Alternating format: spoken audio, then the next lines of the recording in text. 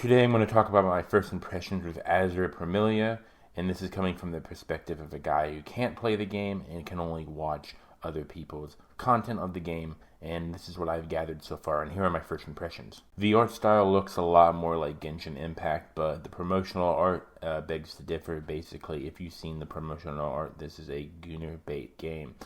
It is, let's just say, very provocative in a lot of very different ways, which I'm all for. I don't mind if games look like that and, aren't that. But make sure it's not, let's just say, advertised towards the kiddies. Let's keep the kiddies out of it. You know what I mean? This game is very Pokemon-like, but very Chinese-esque. It just feels like the monsters are kind of like mythical Chinese-based. Which, to be fair, Pokemon was based off of real creatures, but with some Japanese mythology and lore. So you really can't blame them, but that's just what I got about the Pokemon.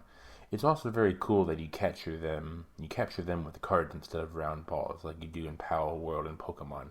You just capture them in cards. I just think that's cool. It reminds me of Yu-Gi-Oh! And the Shadow Realm and all that crap. After pounding myself because I keep slurring my words, I feel like it is doing too much, but maybe that is better than it doing too little. But let's see when the game comes out. Basically, you have a system where you're fighting monsters, and then you have a Pokemon fighting system-esque thing, and, there's a lot of stuff to do, like gather resources and whatnot. I just feel like it's doing too much. Like, you need a game to do a lot in the background, right? So, if you come back after, a day, you feel like you've done a lot of work because there's a lot of stuff going on in the background. But if you have to balance a feature where you're fighting and your monsters are fighting, I just feel like you're doing way too much. But, like I said, let's see if it's for the better or for the worse. Now, this is from the perspective of the beta, so anything can change when the game actually releases. But it looks like there's a lot of dailies to do, where you could do like 20 different things to gather your materials for leveling up and whatnot, because you only use like 6 energy or something like that, and you have 120 energy or something along those lines. But it looks like you have a lot of dailies to do, which is good and bad in many ways. It's bad because, if I'm being honest, bro, with all of these gacha games that I'm playing, I like when dailies are fast and simple, like Genshin Impact, right? You do your things, you get your 1/3 of a free roll, and then you waste your energy by doing whatever in the artifact system thing, and boom, you're done with it in like 20 minutes. Genshin Impact has its problems, but I'm just saying, like, I like the fact that it's very fast sometimes. I talked about it a little bit earlier, but it does have a lot of idle features. It seems like you have like a home system that looks a lot like Genshin Impact's teapot like type of like system, but it's a lot more useful, as in like you can make things in the background that actually benefit towards upgrading your house, upgrading your abilities, upgrading your espers, or whatever they're going to call them. I'm just going to call them Pokemon for now because I don't know the name. They keep saying the name of the monsters, but I really can't tell you what the monster name is. So I am glad that we are getting an uncensored version. I'm sorry, China, you have to deal with the censoring primarily people party because, well, one of the characters has a thong and the other character, or the same character but in China, has like a granny style of, underwear. So I feel really bad for them. We in the West are getting all of the good stuff while they have to deal with the censored crap.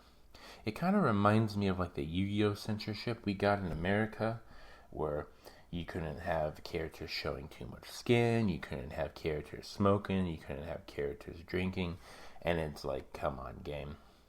When I'm older now, it's like, why are you censoring all of that? It's a game about Egyptian monsters fighting each other, but whatever. The gacha is a 50-50 style, like a lot of the other gachas. I don't know what the soft pity is like, but yes, there is a soft pity system, and that can be good and bad. With my luck of gacha, and as a free-to-play player, I usually get absolute bullcrap. Now, if I spend like $5 or $10, I usually get better luck. But this is a free-to-play channel, so I'm going to play free-to-play, because we don't like spending money here. If you're going to spend money, go invest into stocks or something. Not financial advice, but it's a lot better than wasting your gambling money on a video game that could shut down in the next second. I think it has a weapon banner, but for like the monsters, I didn't exactly understand how it works, but there's like a power system for your monsters, and your monsters are like part of the rolling system.